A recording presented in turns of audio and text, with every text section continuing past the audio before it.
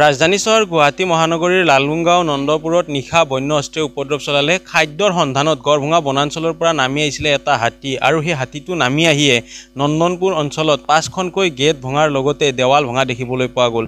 মোৰ পিছফালে থকা গৃহ নম্বৰ 365 এই দেৱাল ইতিমধ্যেও দেখিবলৈ পোৱা গৈছে যে যিখন গেট আছিলে গেটখন এতিয়াও পৰি ৰৈছে। ঠিক একেদৰে টেলিভিছনৰ এইটো আন এটা স্ক্ৰীণত দেখুৱাবলৈ চেষ্টা কৰিছোঁ যে 360 নম্বৰ 361 নম্বৰ 363 364 এই 5টাকৈ বাসগৃহত উপদ্ৰৱ চলাই গেটসমূহ ভাঙি থৈ গৈছে আৰু ভিতৰ ভাগলৈকে প্ৰৱেশ কৰা অট্টালিকা এটাৰ ভিতৰত গৈ তাতে ঘূৰি থকাও দেখিবলৈ পোৱা গৈছিলে। আৰু সমান্তৰালভাৱে পিছফালৰ যি দেৱাল আছে সতি থৈ দেখুৱাব এই অট্টালিকাটোৰ পিছফালে যি দুখন দেৱাল আছিলে সেই দেৱাল দুখনো কিন্তু ভাঙি থৈ পিনে হাতী ওলাই গৈছে। এক প্ৰকাৰ বাৰিষা আহিলে খাদ্যৰ সন্ধানত এনেদৰে বন্য হস্তি ওলাই আহে। একাংশ লোক আছে। ৰাতি কি হৈছিলে দাদা? ৰাতি কি হৈছিলে মানে আপোনাৰ হাতী আহিছিলে, এটা বৰ ডাঙৰ হাতী। একচুৱেলি ময়ো বাহিৰত আছিলোঁ, মই আহি পাওঁতে মোৰো অলপ দেৰি হৈছে। আহোঁতে মোটামুটি 11টাৰ পিছত আহিছে হাতীটো।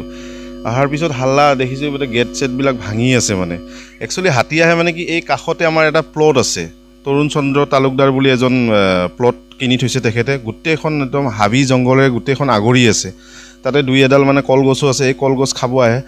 একচুৱেলি আমি তেখেতক বহুতবাৰ মানে অনুৰোধ কৰিছিলোঁ তেখেতক এইখিনি অলপ চফা কৰি দিয়ক, আপুনি ইয়াত যদি একো কিবা কাম নকৰে, কনষ্ট্ৰাকশ্যনৰ কাম নকৰে। কিন্তু তেখেতক অনুৰোধ কৰাৰ পিছতো তেখেতে চফা নকৰে। সেইটোৰ কাৰণে আমাৰ এই বাইলেনটোত মানে ইমান অসুবিধা হৈছে। তেখেতে প্লটটো মানে 2 বিঘামানৰ প্লট হয়, এইটো কিনি কিনে ৰাখিছে, জংঘল কৰি ৰাখিছে। এই জংঘলৰ ফিল্ডত কি হাতীবিলাকে গম পায় কি ইয়াতে কিবা গ'লে খাব পাম বুলি কিনে আহে, কিন্তু আহি কিনে চাই যে একোটো কলগছ 2-এডাল পাই খাই কিনে গুচি যায়। কিন্তু ওচৰত যি কাষৰ ঘৰবিলাকত মানে বহুত উপদ্ৰৱ কৰে। মানে এতিয়া আজিলৈ কিনে 3বাৰ হ'ল আমাৰ এই বাইলেনত আহি। এতিয়া কালি আমাৰতো মোটামুটি 1, 2, 3, 5খন গেট ভাঙি থৈ গৈছে। আনকি আমাৰ নিজৰ গেটো, মোৰ ঘৰৰ গেট ভাঙি গৈছে আৰু ইফালে কাষৰ 4 ঘৰৰ গেট ভাঙিলে, এনেকুৱা ৱালো ভাঙিছে। মানে এতিয়া নেক্সট ইফালে গুচি গৈছে হাতীটো, অকলে আহিছে হাতীটো। মানে মোটামুটি 1 ঘণ্টামানৰ ওপৰত আছিলে। মানে বাইদেউ, আপোনালোকৰ ঘৰত দেখিবলৈ পোৱা গৈছে 2খন বাহনৰ মাজেৰে হাতীটো পাৰ হৈ গৈছে আৰু ঘৰৰ অট্টালিকাৰ ভিতৰত ঘূৰি ফুৰা দেখিবলৈ পোৱা গৈছে। হয়, ভয় লাগে। এনেকৈতো এদিনৰ কথা নহয় ন, এনেকৈ ভয় লগা হৈছে। আৰু সদায় যদি আৰু এনেকুৱা কৰে আমি থাকিম কেনেকৈ ইয়াতে? এনেকুৱা হৈছে। এতিয়া তাৰ কাৰণে কিবা এটা ব্যৱস্থা কৰিব লাগিব। এতিয়া কি কৰা যায় সেই আপোনালোকৰ থ্ৰু দিয়ে আমি ভাবিছোঁ। আৰু বন বিভাগৰ লগত যোগাযোগ কৰিছিলে নেকি? কৰিছে। মই যোগাযোগ কৰিছিলোঁ, এটা নম্বৰ পাইছিলোঁ, তেখেতে মানুহ পঠাই দি আছোঁ বুলি ক'লে। কিন্তু লাষ্টত গৈ কিনে তেখেতে 2বাৰমান ফোন ধৰিলে, তাৰপিছত ফোনে ৰিচিভ নকৰিলে।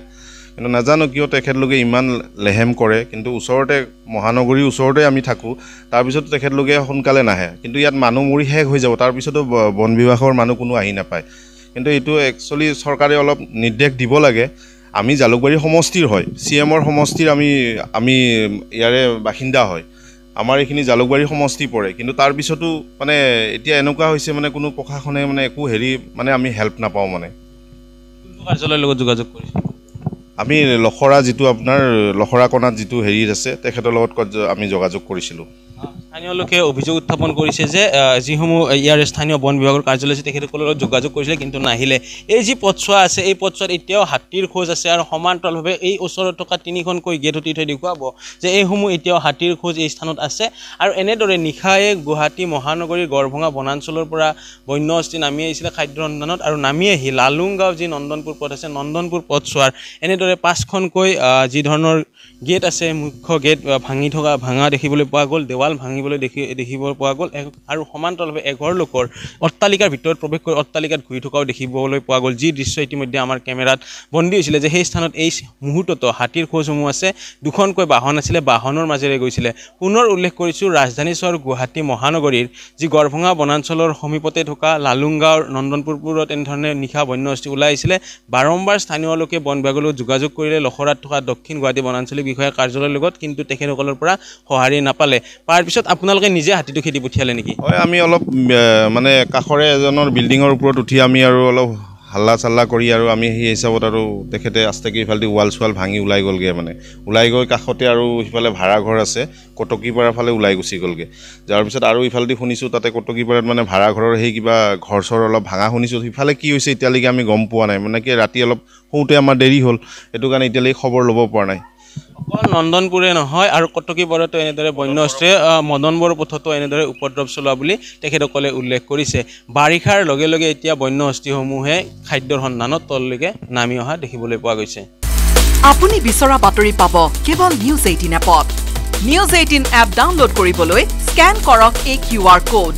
গুগল প্লে ষ্টৰতো পাব এই নিউজ 18 এপ।